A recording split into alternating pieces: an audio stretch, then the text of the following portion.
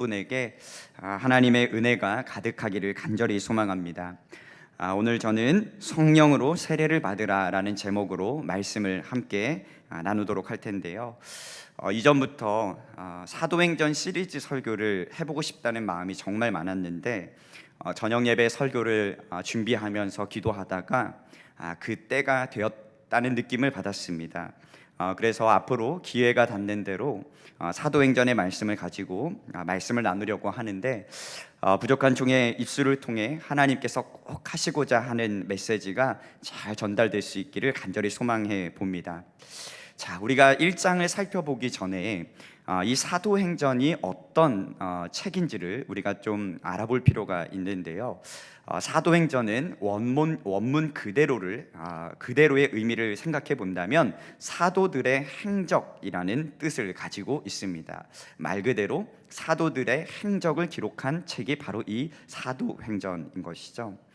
바울의 동역자로서 함께 전도 여행을 다녔던 누가가 기록을 했고 약 AD 61년에서 63년 후반쯤에 기록되었다고 성경학자들은 보고 있습니다.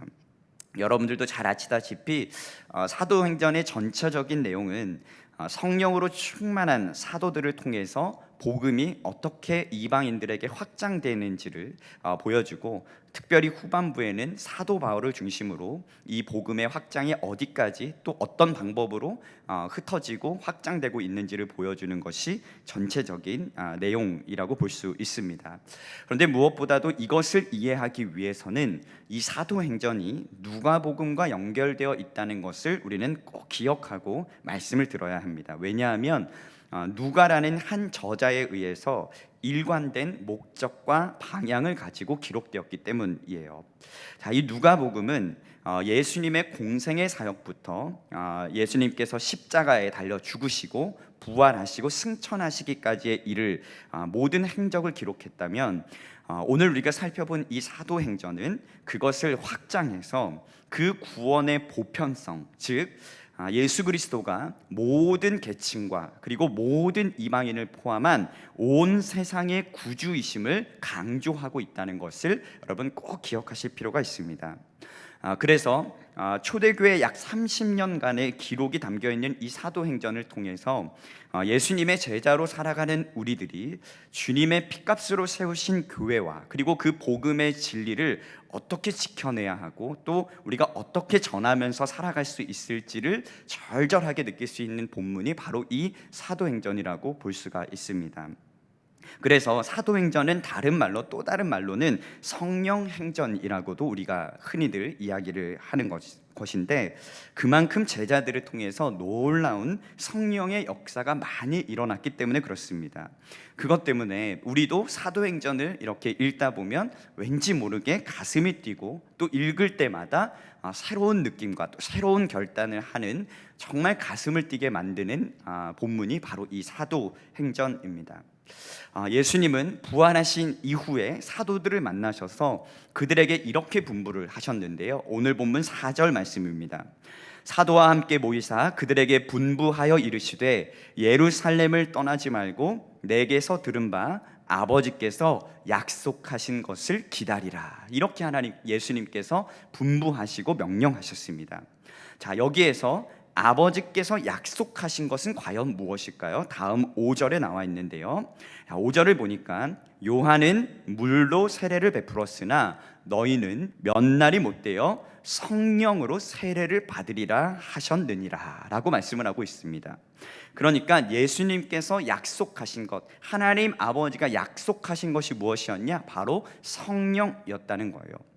사도들이 성령 세례를 받게 될 것이니까 예루살렘을 떠나지 말고 기다리라고 지금 예수님께서 말씀하시는 것이죠. 그러니까 예수님은 이 사도들, 남아있는 사도들이 사명을 앞으로 감당하기 위해서 무엇이 가장 필요한지를 너무나도 잘 알고 계셨어요. 그들에게 가장 중요한 것은 돈도 아니었고 명예도 아니었고 뛰어난 능력도 아니었고 멋진 달변가로 사람들을 현혹시켜서 복음의 진리 앞으로 모이게 하는 것도 아니었습니다. 그들에게 가장 중요한 것, 가장 필요했던 것은 무엇이냐? 바로 성령으로 세례를 받는 것이었습니다. 여러분, 지금 이 시대를 살아가는 우리들에게도 동일합니다. 시간이 흐르면 흐를수록, 그리고 여러분들이 신앙생활을 오래 하면 오래 할수록 더욱더 갈망하면서 살아가야 하는 것이 무엇이냐? 바로 성령으로 세례를 받는 것입니다. 성령이 우리의 삶 속에서 떠나가기 시작하면 우리의 삶에 일어나는 모든 일들과 모든 감정들과 모든 문제들을 도무지 해결할 수 있는 방법이 없습니다. 그렇기 때문에 지금 여기에 모여있는 저와 여러분들, 또 영상으로 함께 예배하는 우리 성도님들이 꼭 기억하시고 꼭 붙잡아야 할 것이 무엇이냐? 바로 성령으로 세례를 받는 것. 오늘 이 본문의 말씀을 통해서 우리가 어떻게 성령 세례를 받을 수 있을지, 또 우리가 그 성령을 어떻게 사모하며 살아가야 할지, 오늘 본문의 말씀을 한번 자세하게 살펴보도록 하겠습니다. 자, 오늘 본문은 이 사도행전의 도입부라고 할 수가 있는데요, 누가복음 마지막 부분에 기록된 예수님의 부활과 그리고 승천까지의 40일 동안의 행적을 다시 한 번 더 언급을 하면서 자연스럽게 누가복음 그 이후에 대한 도입을 보여주는 장면이 오늘 1장의 말씀입니다. 예수님의 이 마지막 40일 기간 동안 예수님은 제자들에게 나타나셔서 무엇을 가르치셨느냐? 하나님 나라의 일을 가르치셨어요.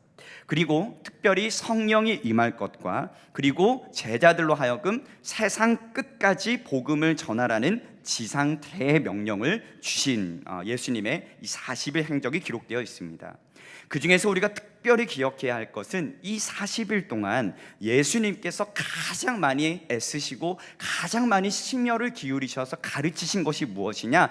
아까도 말씀드렸듯이 바로 하나님 나라였다는 것이에요. 그래서 오늘 본문 3절을 보면 하나님 나라라는 단어가 나오거든요. 그런데 놀랍게도 사도행전 마지막 28장 31절에 가면 하나님 나라라는 이 단어가 다시 한 번 더 언급을 하고 있습니다. 그러니까 사도행전의 시작과 끝은 뭐냐? 하나님 나라예요. 하나님 나라.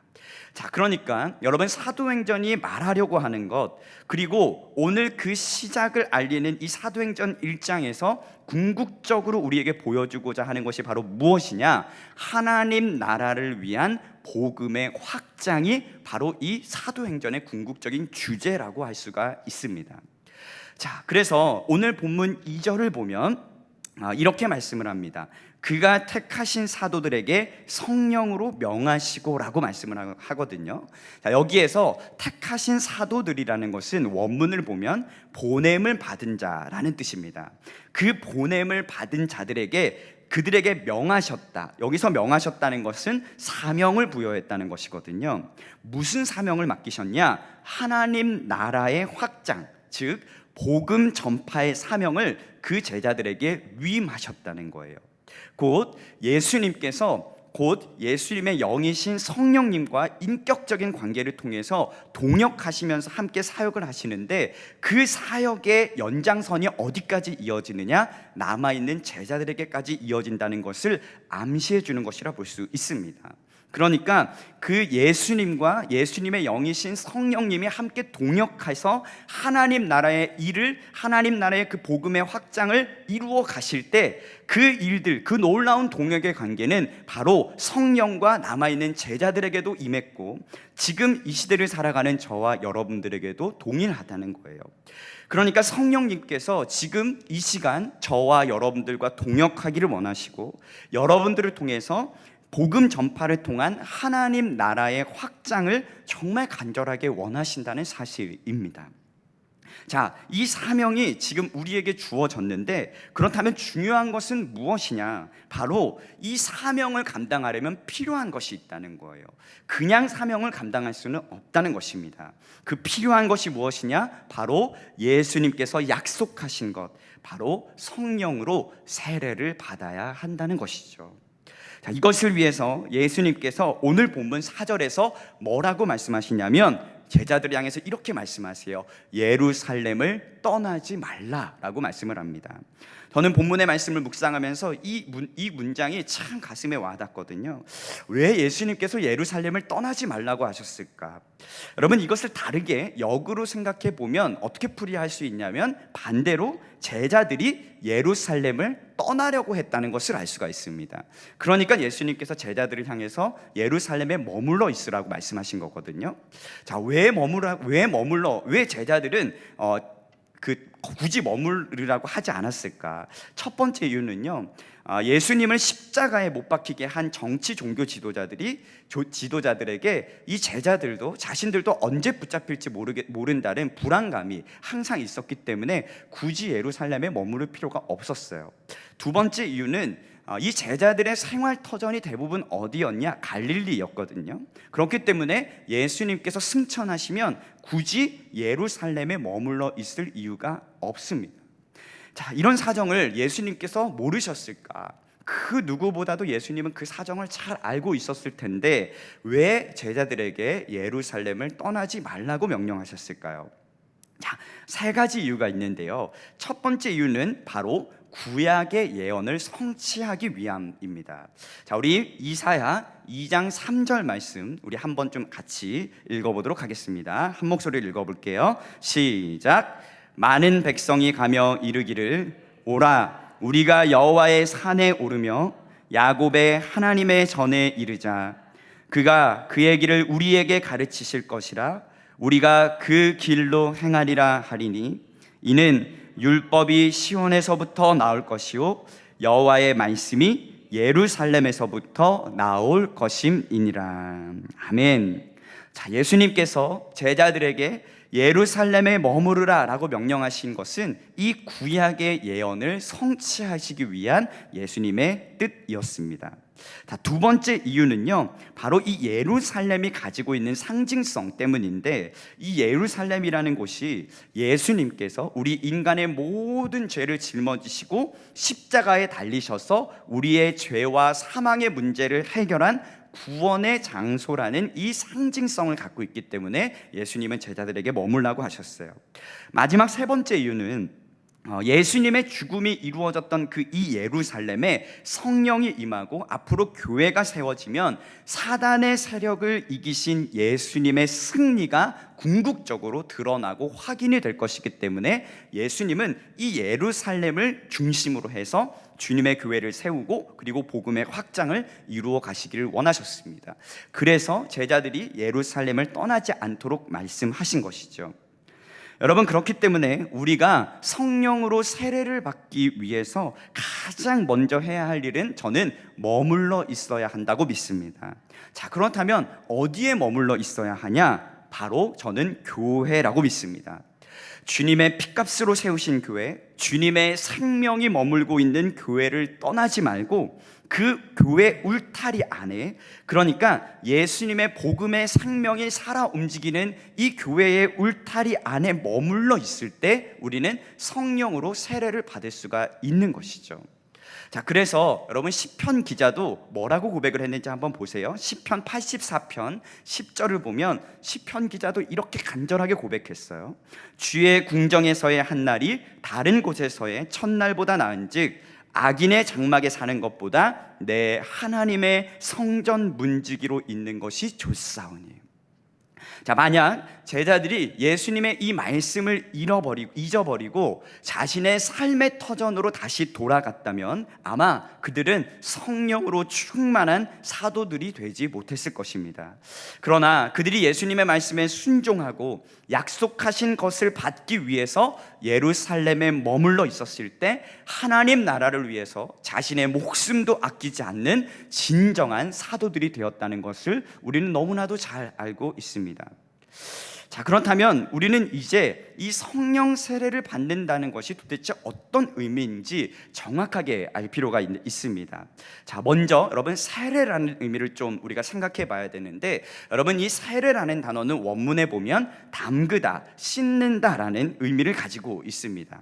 자, 그래서 오늘 본문을 궁극적으로 이해하기 위해서 사도행전 2장 3절의 말씀을 우리가 함께 봐야 되거든요. 자, 우리 사도행전 2장 3절 말씀 우리 한 목소리로 좀 읽어보도록 하겠습니다. 시작.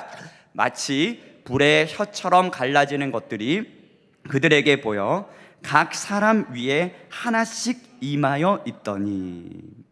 자, 여러분 이 말씀을 우리가 왜 봐야 하냐면 여러분 성령으로 세례를 받는다고 말한 것은 마치 불의 혀같이 갈라지는 성령으로 충만함을 받게 될 것이라는 것을 예수님이 염두에 두고 말씀하신 거거든요. 자, 그러니까 여러분 성령으로 충만하다, 그러니까 성령으로 세례를 받는다는 말은 곧 성령으로 충만하다는 의미거든요.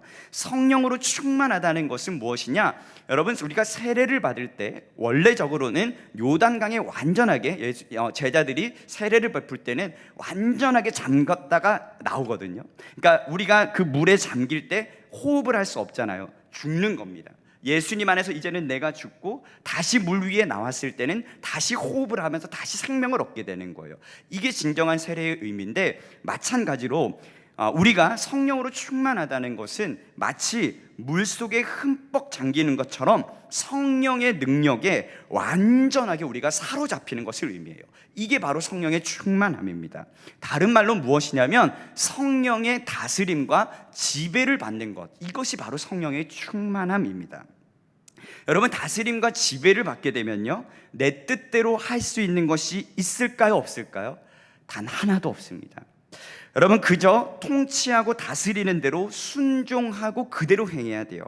거기에는 나의 의, 나의 뜻, 나의 경험이 중요하지 않습니다. 그저 지배하려고 하는 주체의 의도와 뜻만 중요한 것이죠. 이것이 바로 지배함과 다스림의 원리예요. 마찬가지입니다. 여러분 성령으로 충만하게 되면 여러분 성령이 이끄시는 대로 살아가는 거예요. 그것이 불편하고 피하고 싶은 것이 아니라 가장 안전하고 편안함을 느끼는 상태, 그 상태를 뭐라고 이야기하냐면 성령으로 충만하다고 하는 것입니다. 여러분 마치 부모님의 품 안에서 가장 안전함과 평안함을 느끼는 아이처럼 우리가 성령의 품 안에 거할 때 가장 안전하고 가장 행복하고 가장 평안함을 느끼는 것, 그것이 전혀 불편하지 않은 상태, 저는 이것을 성령으로 충만하다고 말하고 싶어요. 여러분 이것이 왜 그렇게 중요했을까? 여러분 앞으로 이 제자들을 중심으로 새롭게 시작되는 초대교회의 구심점일 때 바로 이 사도들과 제자들이 이 성령으로 충만하지 않으면, 성령의 다스림과 지배를 받지 않으면 언약의 공동체로 세워질 이 교회가 절대로 올바로 설 수 없었기 때문에 그렇습니다. 마찬가지로 예수님께서 저와 여러분들을 교회의 지체로 부르셨다면, 그래서 우리가 교회의 손이 되고 발이 되고 몸이 되었다면, 우리의 머리 대신 예수 그리스도의 지체가 되었다면 우리는 더더욱 성령의 충만함을 위해서 주님 보좌 앞에 간절하게 나아가야 하는 것입니다.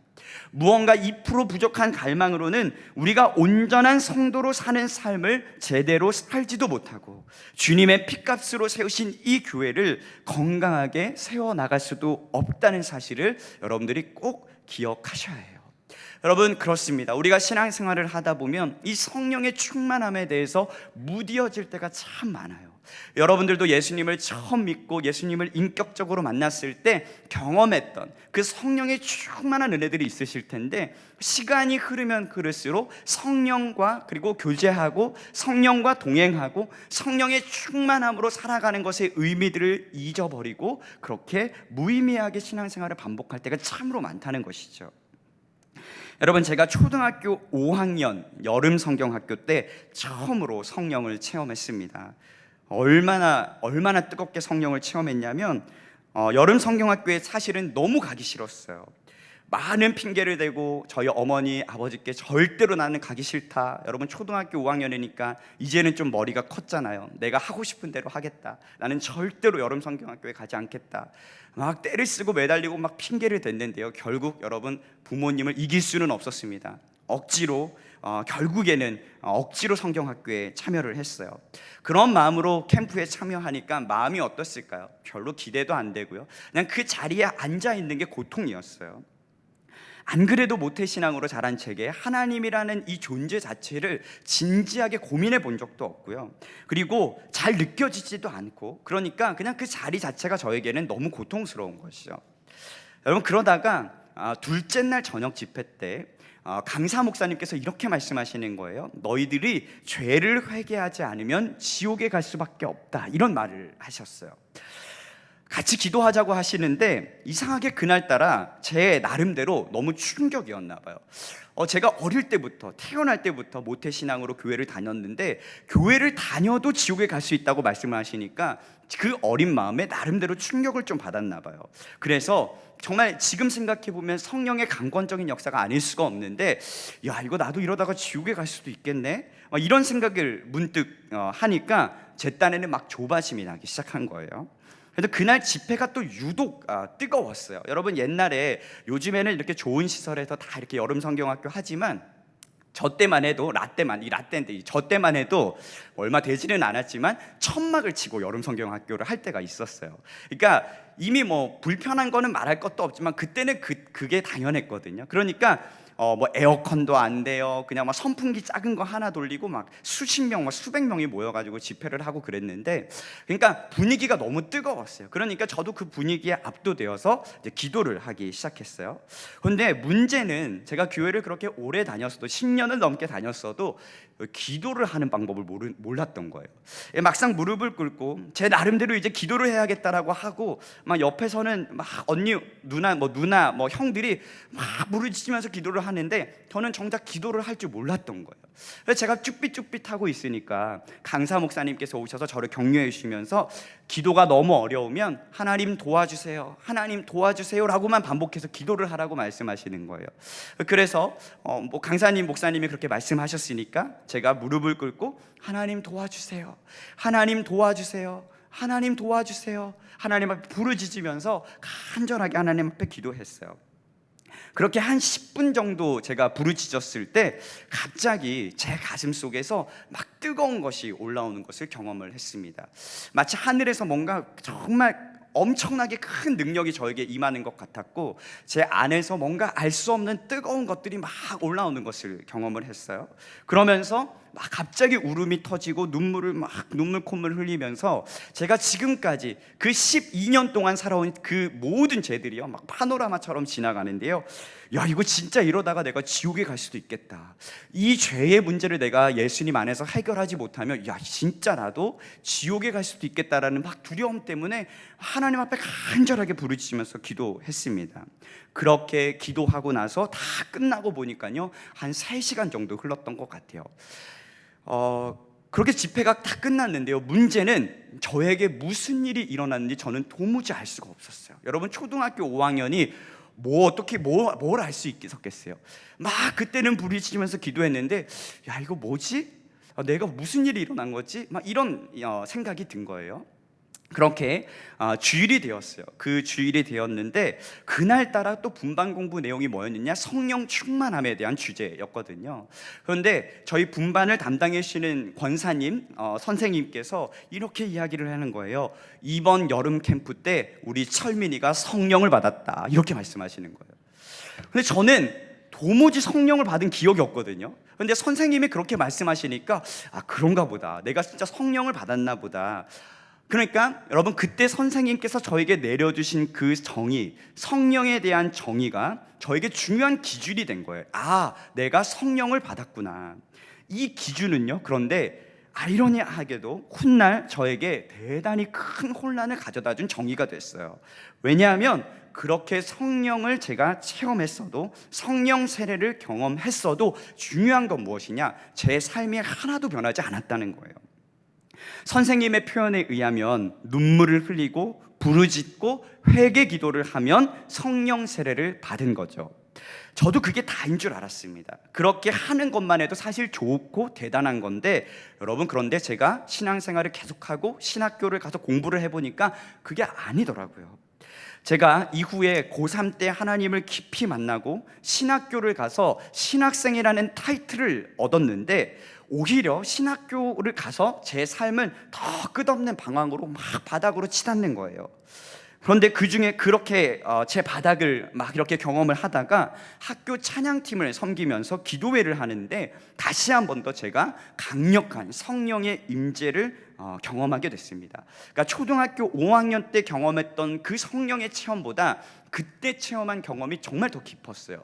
그래서 그때 막 황홀한 중에 제가 환상도 보고 막 제가 지었던 죄들을 막 하나님 앞에 회개하면서 다시는 제가 과거로 돌아가지 않겠다고 막 하나님 앞에 부르짖었던, 막 대성통곡하면서 막 기도했던 기억이 있었어요.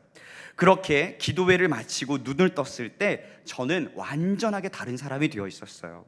이전에 제가 못났던 것들, 참지 못했던 것들, 끝없이 반복됐던 죄들, 제 안에 꿈틀꿈틀 살아있었던 그 욕망들, 그 눈을 뜨고 기도를 끝나고 눈을 탁 뜨니까 완전하게 마음속에서 다 사라진 거예요.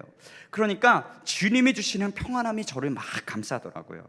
그래서 예배를 마치고 기숙사로 돌아가는 그 길에 어둠 속에서 어렴풋이 보이는 그 들풀조차도 너무 아름답게 보이는 거예요.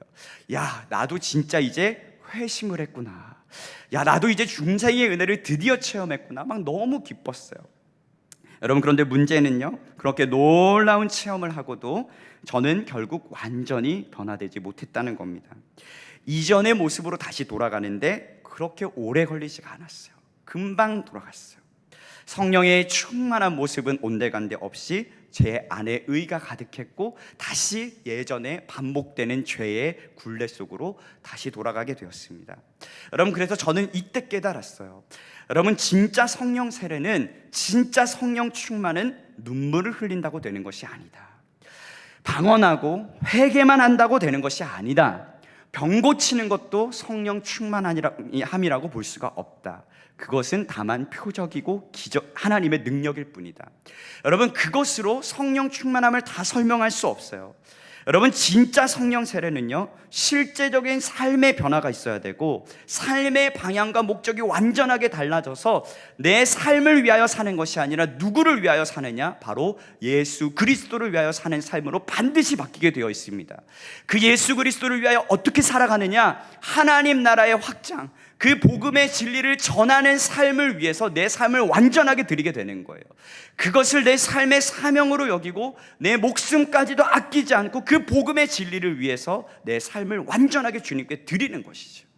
여러분, 이게 진짜 성령 세례의 귀한 열매인 것입니다. 여러분, 지금 주님께서 사도들을 향해서 성령 세례를 말씀하고 계시거든요. 주님께서 말씀하시는 성령 세례는 단순히 다른 방언으로 말하는 것이 아니었어요. 단순히 병 고치는 능력을 말하는 것이 아니었습니다. 그것은 하나의 표적일 뿐이죠.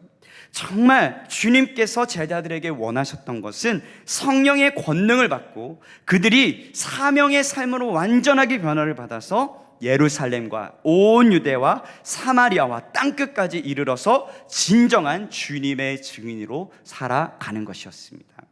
여러분, 그러니까 성령 세례를 받으면 사명이 생기는 거예요.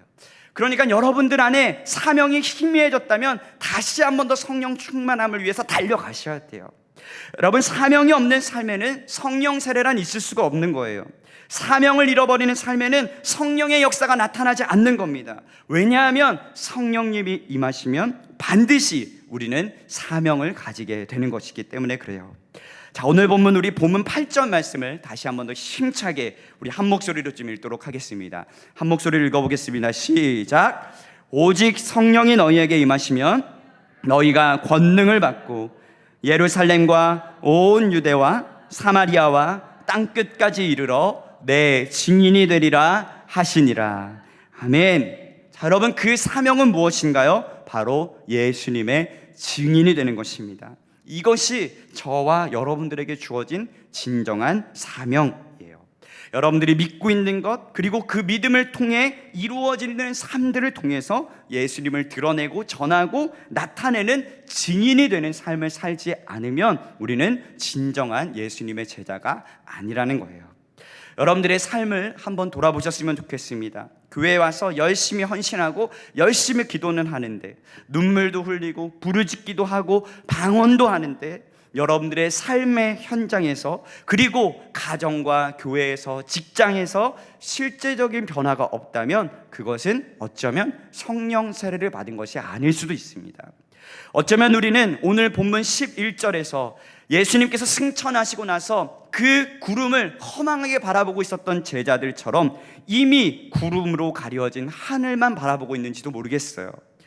여러분, 주님께서 우리에게 성령을 부으시고 사명을 주시고 부활의 증인으로 우리를 세워주셨습니다. 그 주인공들이 바로 저와 여러분들이에요. 여러분들은 주님의 증인들입니다. 그 증인된 삶을 위해서 성령으로 세례를 받으셔야 돼요. 성령으로 충만하지 않으면 절대로 이 험한 세상을 우리는 살아갈 수가 없습니다. 성령의 충만함을 우리가 받지 않으면 어떻게 주님의 복음을 전할 수 있으며, 성령으로 충만하지 않으면 어떻게 교사의 사명을 감당할 수 있으며, 성령으로 충만하지 않으면 어떻게 목회자의 사명을 감당할 수 있겠습니까? 성령으로 충만하지 않으면 우리는 진정한 예수님의 제자가 될 수 없습니다. 사랑하는 여러분, 이제 한 주 동안 시작되는 삶으로 돌아가셔서 여러분, 만약 여러분들 안에 이 성령 충만함에 대한 갈망함이나 이런 것들이 많이 사그러지셨다면 한 주 동안 여러분 각자의 자리에서 또 교회에 때마다 일마다 나오셔서 이 성령 충만함을 위해서 기도하십시오. 그래서 여러분들 안에 성령이 임하면 여러분들이 권능을 받고 주님의 제자와 증인들이 되어서 온 세상 끝까지 주님의 복음을 전하는 주님의 자녀들로 살아갈 수가 있는 것입니다. 이 마지막 때 주님 오시는 그 날까지 우리에게 맡겨주신 이 복음의 사명, 이 증인의 사명을 잘 감당하는 여러분들이 되셔서 주님 오시는 그날 우리가 주님께 다 칭찬받고 주님의 품에 안겨 영원한 생명을 누릴 수 있는 우리 사랑하는 탑동교회 중고등부 모든 우리 탑동교회 모든 성도님들 되실 수 있기를 주님의 이름으로 간절히 축복합니다. 우리가 오늘 말씀 기억하면서 우리 먼저 찬양 좀 하고 같이 기도하겠습니다.